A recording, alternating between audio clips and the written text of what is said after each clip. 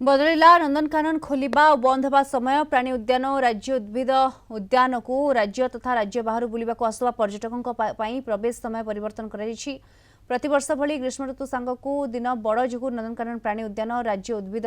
उद्यान आज सेप्टेम्बर 30 जाए सका 7:30 खोली संध्या 5:30 बंद हो नंदनकानन उपनिर्देशक कार्यालय पक्षर सूचना दी जाइए। पूर्व शीतकालीन भ्रमण पर दिन छोट थी सका 8 संध्या 5टा जाए उभय नंदनकानन और राज्य उद्भिद उद्यान खोला रोला। टिकेट बुकिंग कर शेष समय संध्या 5टा जाए खोला पूर्व भली प्रति सोमवार नंदनकानन और राज्य उद्भिद उद्यान पर्यटकों बंद रहिबो।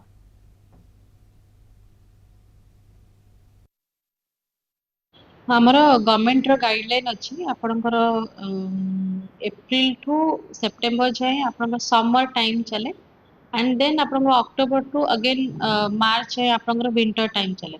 तो से गाइडलाइन को फॉलो करके आम काली तथा एप्रिल 1 तारीख स्टार्ट हो न्यू टाइम जोटा कि सका 7:30 रु पार्क खोला हम एवं संध्या 5:30 पर्यंत पार्क ओपन रहा विजिटर मान जो टाइम लाइन टा आम प्रत वर्ष फॉलो करुचु ए वर्ष भी फॉलो